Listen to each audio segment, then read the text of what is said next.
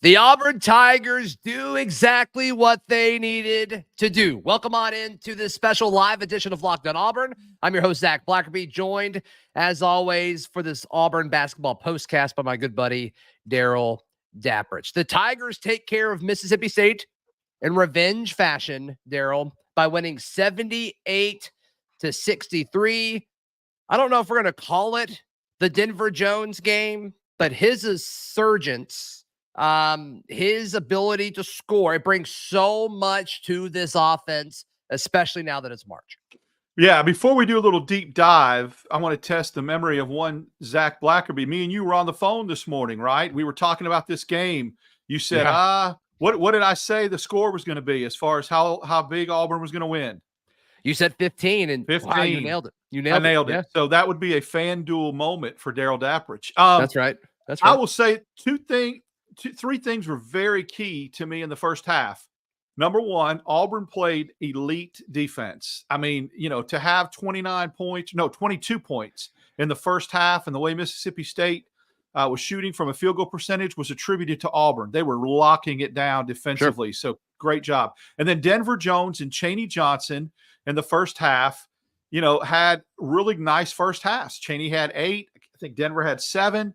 And it really was a nice complementary piece to the offense to not have to rely on Broome and Jalen Williams. So that what you pointed out about Denver Jones carried itself into the second half. And I will say this: we've talked about points, and at the end of the day, when you look at stat sheets, how many points somebody scores.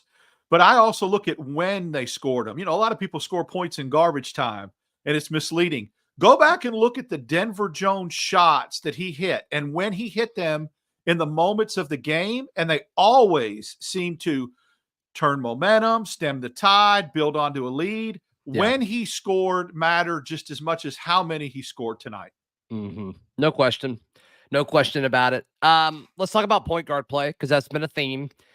The inconsistency of what to expect about Aiden Holloway is so interesting to me, because he went from shooting it, 7 or 8 times and making 1 or 2 of those to now just shooting it once a game. And then I forget exactly how many he shot last game, but it wasn't a lot, Darrell. And this is following the game where we thought it could potentially be his coming out party again, right, in conference play. So that it's just been interesting to me. He has this huge game, and now he's kind of going back into his shell a little bit and not shooting a ton. What do you chalk that up as? I don't know, because I thought if he would have had a really poor string of games, then I would say it's a confidence thing. But just 2 games ago, he broke out, had 5 threes. Last game it wasn't horrific. I mean, it was just a typical game. He just didn't shoot a lot. He just didn't shoot a lot. He shot like 3 or 4 times. And then this game, he shoots it once. It's not a confidence thing. I just know that from your point guard position, you better get more than 4 points and 5 assists. If you're going to get 4 points, you better be like 11, 12, 13 assists, and your bigs better be eaten. I don't know, at some point, maybe Denver Jones isn't as effective shooting the basketball, running the point, which he's done a few times for Auburn this year, than coming off the, catch shoot. And it's probably too late to tinker and get in the lab and tinker. But, is there a scenario where you see Denver Jones starting at the point, Chad Baker-Mazara sliding to the 2, Chaney at the 3, Jay Will at the 4? I don't know. It's almost too late to change it. It is too late. It is. And you don't have anybody coming off the bench. I mean, you don't start KD. So I don't know. You just got to ride or die with these 2 right now. I think Donaldson looked a little better in the first half, hit a couple mid-range jumpers, and then fell asleep in the second half. Just disappeared. Auburn's point guards combined for shooting 1 of 5 for 3 points and 4 points. For 4 points and 7 assists. And Trey had 6 of those 7. Here's the good thing, though. I've seen this happen before, and I've watched so much basketball that sometimes in the regular season that happens, and then in the postseason, comes around and it changes, and guys start scoring. Point guards start scoring. But I'll say this: if they don't, Auburn is in a situation where they could win 1 and then go home in the NCAA tournament Guard play is so important. It's so important in March. And Denver Jones, if he starts getting going, will give you a component of that guard play. Yeah. But you still got to have your point guard do something. And if they don't, it's going to be difficult to get out of the round of 32. But remember, Trey Donaldson came alive last year in the NCAA tournament and was very instrumental in that first round victory over Iowa. It was huge. And keeping Auburn in the game against Houston in the first half. Because of him, they were up.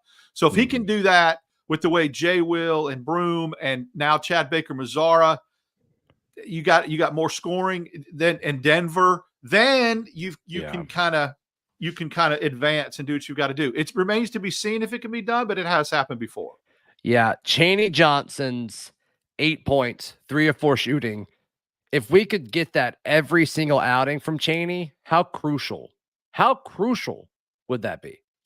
It's a kind of a conflicted. This game is kind of a tale of two situations. Number one, the Chaney Johnson that played in the first half was elite, and he was one of the better players on the floor.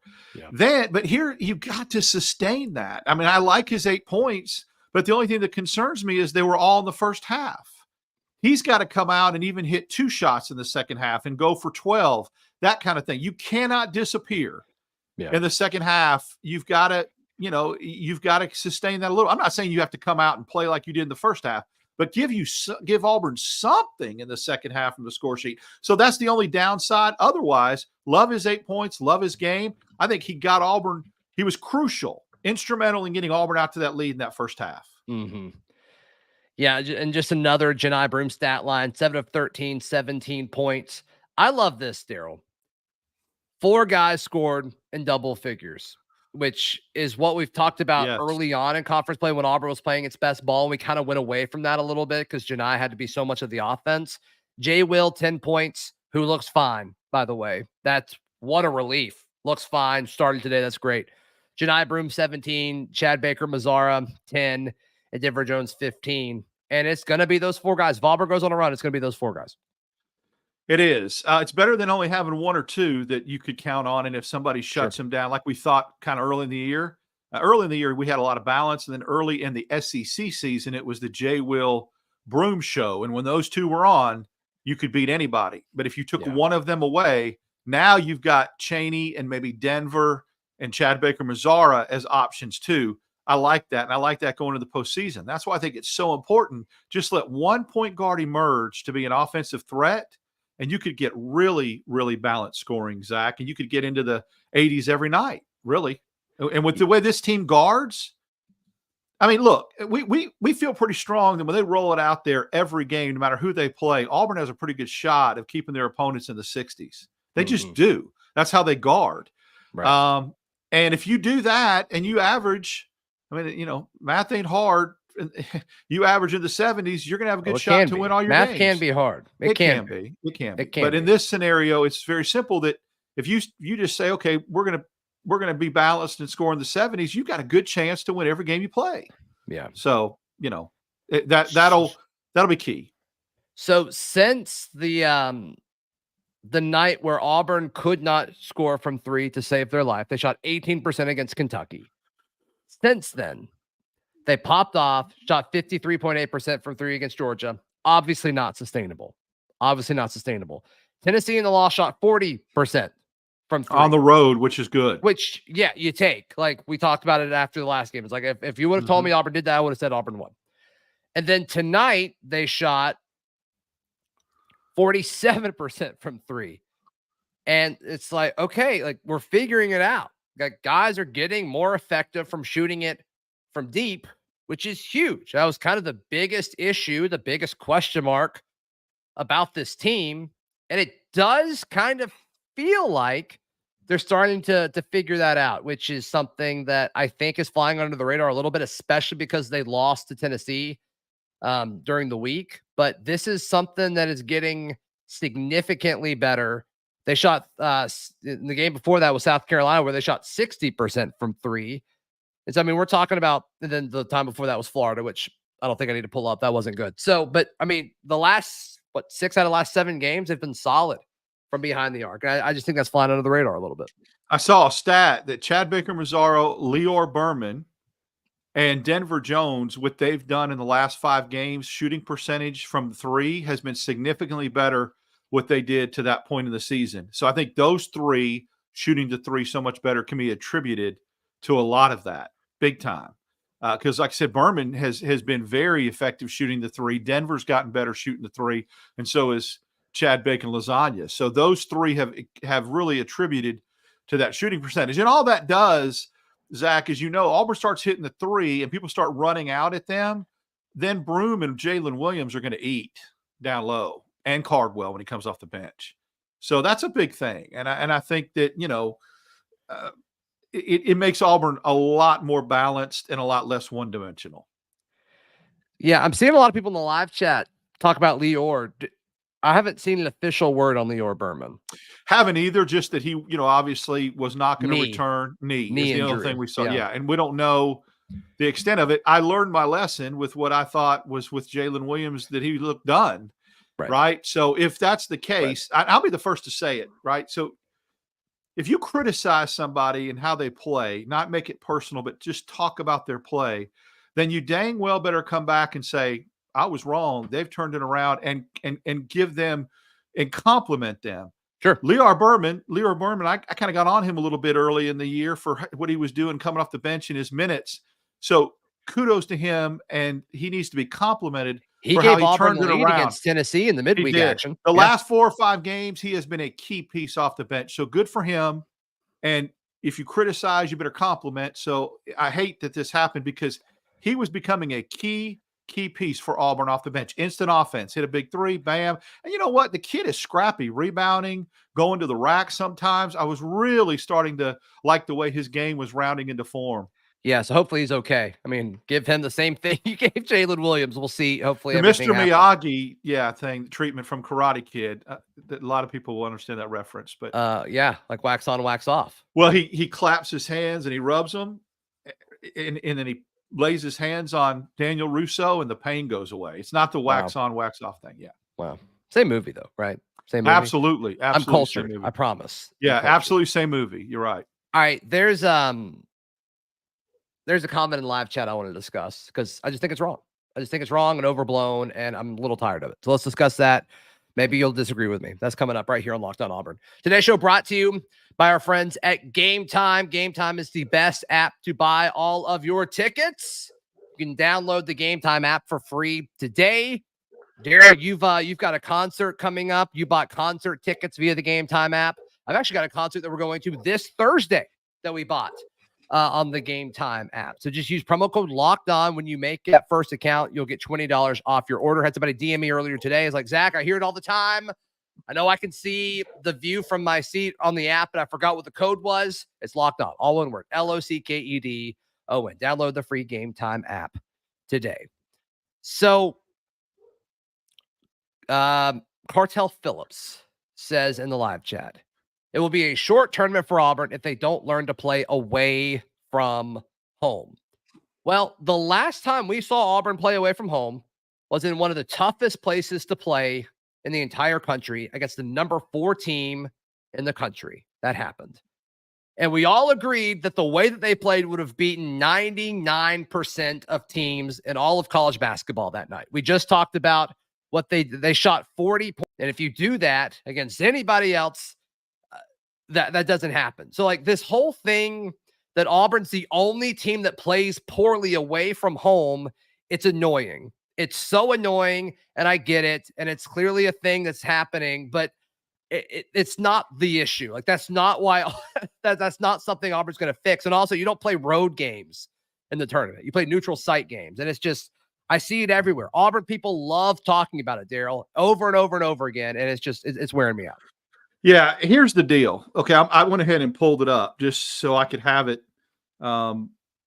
because I looked at this before we came on, and I had to pull it up on my phone. But when you talk about, where did the SEC go? Here we go, Southeastern Conference. Okay, so it's pretty simple. Fix me. Okay, Auburn right now is 4-5 on the road. If they beat Missouri, which they should, they'll be 5-5 away. Alabama's 5-4. They have an opportunity to be 5-5 away. Only Tennessee and Kentucky have really done anything away. everyone else has losing records on the road. So Auburn is in the top 5 of the SEC as far as road winning percentage. If they win Wednesday night, they'll be top 4. Okay, what about the other 12 teams? I mean, why is it just a narrative for Auburn? It gets kind of tired, I guess, because we're so emotionally invested as fans. We have tunnel vision without looking at the other teams and what they do on the road. Secondly, what you've said is the point that everyone needs to understand. Look at Auburn's neutral site record instead of their true road record. Because last time I checked, when you play in the SEC tournament and you play in the NCAA tournament, you don't have to play on the road against that opponent in their home gym. Used to have to back in the 80s in the NCAA regional. Sometimes teams hosted at their site, and you had to go play a team on their home floor. You don't do that anymore. The last 2 times they've gone out, they've shot like season highs from 3. I'm exaggerating a little bit, but the game before that was Georgia, where they shot 53%. But it's a moot point, because when you say away from home, you cannot include into that equation neutral floor games, because Auburn lost like 1 game on a neutral floor. I think it was to Baylor. Yeah. The rest of them they won. If you want to complain, like say there's issues on this team, there totally are. Like production and scoring from the guard position is a concern in the tournament. You've never seen a team go on a run that didn't have scoring production from guards. If you want to point that out, that is fine. That is fine. But to this made up forced, I'm going to say it's forced. There, I think we like doing this. We being the Auburn fan base, I think we like forcing the narrative that Auburn's not as good on the road. Well, duh. Like home teams are more likely to win for a reason. So it's tiresome. It really just kind of it's a weird thing that I don't see other fan bases do it, but for some reason we do it. It's very strange. Let's just assume Auburn wins the game. Look at the BPI predictor, which has been pretty freaking accurate all year for Auburn. It really has. Auburn's predicted to beat Missouri, and Auburn's predicted to beat Georgia and finish 13-5. I don't think a lot of our fans realize, Zach, that it was an unbalanced schedule, meaning Auburn this year played 10 road SEC games and only 8 home SEC games. For a team that's really, really good at home and has a home court advantage, to play 2 more on the road than you do at home and still end up 13-5 blows that narrative right out of the water. Yeah, now Deacon's saying that the media pushes that Auburn pushes that narrative. No, it does. Well, no, I think the fan base pushes it. They do. And again, now every Auburn media member that I've talked to about it has the same opinion as me, and they're like, "Yeah, it's weird. It's weird." Show stats to back it up that it's not the case. It's very strange. It's very, very strange. All right, let's play our favorite game. Obviously, we have been saying, "Hey, let's go the next."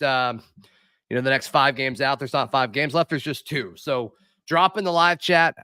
What is Auburn's remaining record? They go to Missouri. Like you said, Darrell, they'll be favored in that game. That is a Tuesday night game, 8 o'clock. It'll be very late, but we will be live after that game. And then they play Georgia because the way that the SEC did the schedule is so strange. We just played Georgia, but we get to play them again. So, and that'll be senior day, and that'll be in Neville Arena at 5:30. I think Auburn goes 2-0. We're going to get a few 1-1s. I hope we get a few 0-2s just because that would be interesting. Love to hear your thoughts on that. But yeah, 2-0 for me, Darrell, and I think you'll agree. I will. We had them going 4-1 when it was the 5 game, the 5 left, the little game that we played. I'm going to stick with that and say they win 2. I also want to address something that I hope makes the people watching this postcast and some of the Auburn Nation puts them at ease a little bit and understand something, makes them feel a little bit better. A lot of people get in their feelings about ESPN bracketology and Joe Lunardi, and we watch it religiously. And every time there's a game, he's dropped Auburn a seed line. Okay, look, Joe Lunardi is one of 65 bracketologists out there, and he's one of the least accurate at the end of every year because there seems to be an agenda or a narrative that he pushes when it comes to seeding. Now, he does a good job on predicting the field of 68, but you and I can do that, Zach, because you've got automatic biz. I mean, that's not rocket science.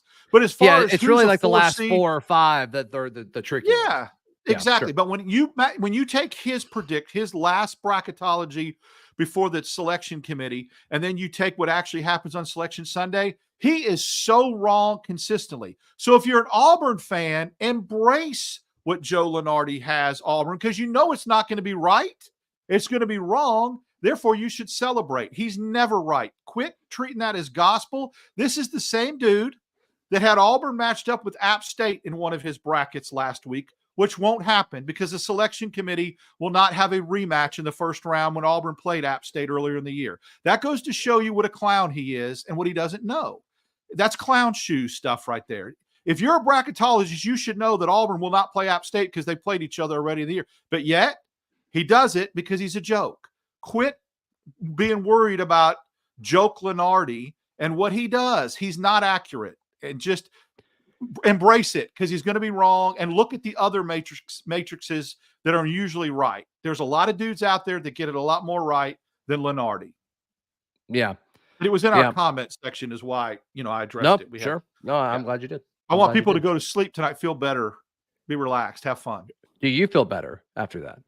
Well, I know who he is and what he is. And yeah, I feel better that I hope I can spread a little joy and sunshine to the Auburn family. And they understand, please, just when you see it, just laugh at it. It's like a good joke. It's like a good dad joke. Some of the ones that I say on here and you roll your eyes consistently, it's like that. Yeah. Sure. Someday you'll laugh at me. I don't know when that day will come. You used to laugh at my jokes, but I just respect you so much. Yeah. Where are you in the whole, Missouri is a trap game Tuesday night? Well, I'm the idiot that said last week, I hope Missouri won a basketball game. You're not an idiot.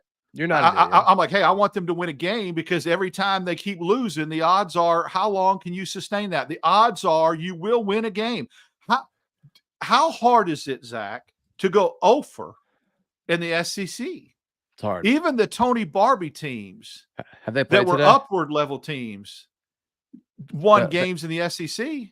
They play Ole Miss tonight. Maybe. Man, I hope they win. I hate it's the odds, right? It's like, it's just, sooner or later, but I don't know. I think that they are a bad basketball team, but whether they quit on that dude for this year or not remains to be seen.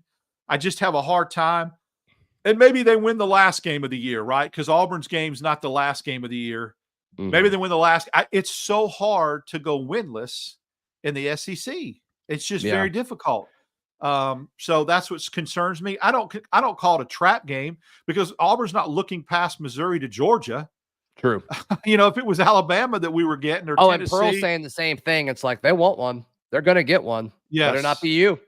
Better not be you. And that's where he's a master. Like the way he talked about this Mississippi State team before the game. He had them like third in the conference behind Alabama and Tennessee with how good they were. They're playing better than anybody in the. But it doesn't mention that they got beat Tuesday night by Kentucky on their home floor. Right. But still, they are dangerous because they're so physical. And so, always they just don't seem like a good matchup for Auburn. But when you go back and look, I think Auburn's won like 4 of the last 5 against them. But Bruce Pearl is a master at getting your attention. And all he has to do is go back and put the tape on of a couple years ago when Auburn was really, really good and struggled like crazy in Columbia. Yeah. May have even gotten beat. I can't remember. But that was a better team, but still, I think that a better Missouri team, he'll have them ready to play. And again, you're not going to look past Missouri at Georgia. You're just not. Right. So, right. All right. Jeff is asking for a quick standings rundown. Jeff, good idea. Great way to end the show. So we have a pending matchup that is happening tonight at 7 Central between Tennessee and Alabama. And then we also mentioned Ole Miss and Missouri. That will not impact a whole lot of things. So Auburn is currently 5th in the SEC right now. Nope. For some reason, they're ahead of Kentucky. I don't really understand why, because both teams are 11-5. I don't understand why Auburn has a tiebreaker. They shouldn't. I mean, that's wrong. And it's on my standings. I'm seeing Auburn ahead of Kentucky as well. The first tiebreaker has to be head-to-head unless it's not, though. I don't think it is. I don't think it is because we ran into the situation with South Carolina a few years ago where we beat them, but they were ahead of us in the standings. I forget what it is. Somebody's saying it's alphabetical. I don't know. I feel like I read somewhere. Is it overall record? Because that's where Auburn has them. No, because Mississippi State and LSU are both 8-8, and Mississippi State's ahead of LSU, so it's not alphabetical. But I'm saying, is it overall? Is it overall record? Because Mississippi State has a better overall record than LSU, and Auburn has a better overall record than Kentucky. I can't imagine that's a tiebreaker, but it might be. That'd be sweet if it was. I still think South Carolina is going to drop their last 2 games, though. I think Auburn goes ahead of South Carolina. Who does South Carolina play? And they have the tiebreaker. South Carolina plays maybe Tennessee. Okay, and they play. Tennessee's got a brutal stretch then. All right, so South Carolina's already beat Tennessee at Tennessee, and then they play Mississippi State as well. South Carolina. So go ahead. Somebody saying it's commended wins. I don't know what that means. So Tennessee and Alabama, they're both 12-3. They'll play tonight. So whoever wins that will be first in the SEC. What an incredible environment that's going to be. And then South Carolina will be third. And then Auburn and Kentucky are 4th/5th with 11-5 records. Florida's right behind them at 10-6. And then there's a drop off. Then it's Mississippi State and LSU are 8-8. Ole Miss and A&M are 6-9. Georgia's 5-10. Arkansas's 5-11. Vandy's 3-13. Missouri is 0-15. So this is why the remaining schedule for Auburn, boys and girls, is so important. Listen to this. So Auburn, they win their last 2. They could finish no worse than 5th. South Carolina would be ahead of them. We feel like South Carolina is going to drop one of their last 2. Kentucky is ahead of them. Kentucky plays at Tennessee to end the season. So if Kentucky and South Carolina drop one of their last 2 and Auburn wins out, Auburn goes all the way to the 3 slot. And then South Carolina would be 4 and Kentucky would be 5. A lot of different things. All you got to do is finish ahead of one of them, not both, though, to get that 4th seed. And I feel really good if Auburn takes care of business, wins out. Either Kentucky or South Carolina is going to drop one of their last 2, and Auburn gets that 4th spot. Yep, 2, 3, and 4 are all the same thing. It's either you win the league at 1, it's great, but 2, 3, and 4, it's like you don't get a ring, but you do get buys. So that's all we need, and I think we'll get there. I really do. I think we get there. Cool, Darrell. How can people check out everything that you've got going on? Follow me on X, Dap6410. I'm with Zach on Locked On Auburn Wednesdays and Fridays. And then, of course, we will be here again next Wednesday. Tuesday. Tuesday. It's right. Tuesday game. And it'll be late. But who better to spend your late night with than Zach and Dap, right? We just let us talk to you till you fall asleep. And we will. Yeah, just the soothing sounds and voice of Zach and Dap. We'll just say Chad Baker Mazar. Chad Baker. That's like, it reminds me of those animal shows. Jalen Williams. The gazelle is going after the predator. Aiden Holloway brings the ball down the floor. It's the Calm app. We can do that for you. He dishes it to his right to Denver Jones, who shoots a 3 and it's good. Swish. Sweet. Like the video. Please subscribe to the channel. We'll see you Monday morning. This has been Locked On Auburn.